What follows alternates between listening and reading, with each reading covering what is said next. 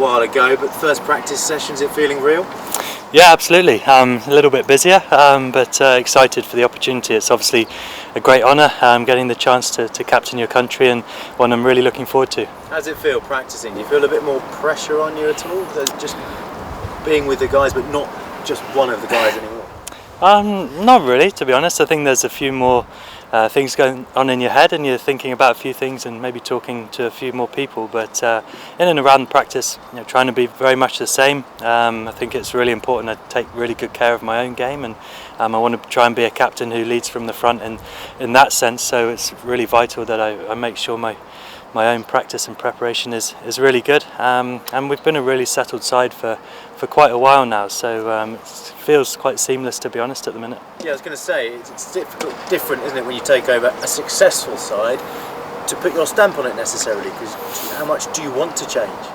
Not a lot, to be honest. I think we've got a really clear style of play, which I think the majority of the group have been a huge part of that for a long period of time. So I think there's a really clear way we want to play our cricket, and I think that will outlast me, and it will outlast everyone. I think for English, all cricket, to be honest, at the minute, the way everyone's playing is a really clear, defined style, and I think that's a really good positive thing, that there isn't much to change in that sense. It's about little bits here and there. How can we keep pushing that forward, which I think will be the biggest challenge. The big change for the Test team has been that they've been more aggressive, more positive. Can the white ball team take anything from that? Given that was Morgan's mantra, wasn't it, to play no fear cricket and be aggressive? Yeah, absolutely. That's been our style of cricket for quite a while now. So I think much of the same. If anything, can we take that to new levels? That's the thing we'll always be challenging ourselves on.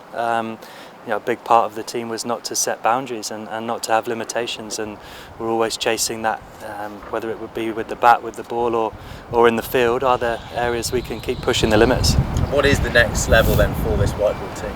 There's a World Cup in October. Yeah, there's some really exciting things to look forward to, isn't there? The T20 World Cup is not far away, so we're looking to try and build towards that. We want to win while you're doing it as well. I think that's a good thing, but we've been playing good cricket for a long period of time now, and I think everyone is quite settled in the way we play, and if we put our best foot forward, we stand a good chance. Is it about consistency now, winning World Cups more regularly?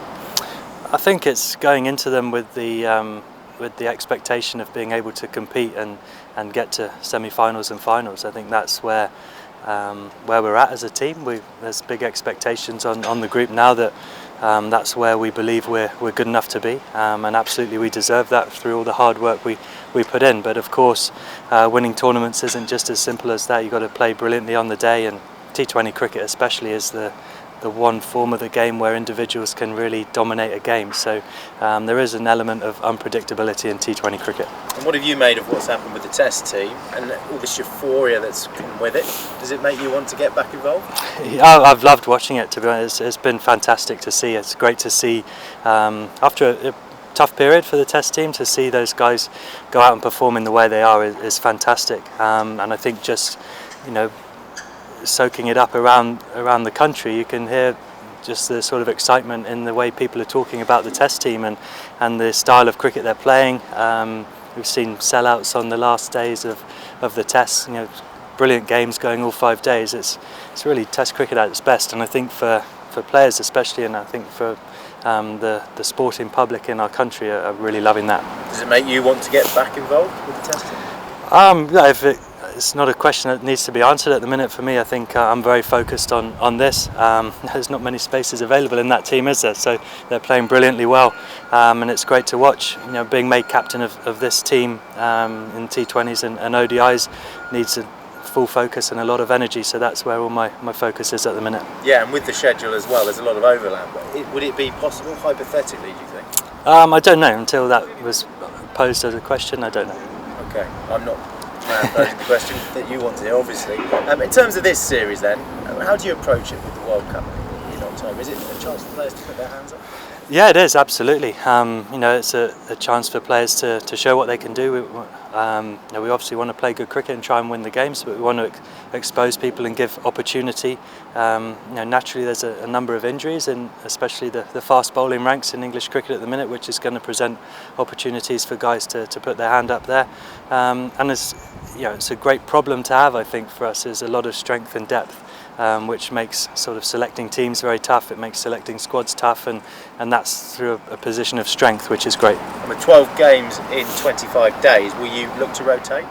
Yeah, I think naturally we'll have to. I think especially for fast bowlers, with the way the schedule is and travel in between games and some back-to-back games, I think we'll have to be smart in the way we manage that. We've got to look after our players, and at the same time that will present opportunities, and we want people to be able to have those opportunities when they're in the best sort of physical and mental state as well, not being tired or etc. because of the tough schedule. And without Owen Morgan in that top order now, how will the new top order look? Have you decided yet? No, not exactly, but obviously there's an opportunity there for guys who've already been existing in the squad to potentially take that role, or someone else coming in. So it's, like I said just now, it's a great problem to have, that there's so much strength and depth, not only in the guys that are here in the squad, and also on the outside pushing from underneath as well, which we know over the past few years as that healthy competition has developed the standards. So is your team for tomorrow still undecided then? Just at the minute, yeah, I think so. But I think I've got a pretty clear picture as to how I want it to be, but we're just waiting on a few things. Can you share any of it with us yet, or not? Not yet, no. This is Xtra time! Xtra time!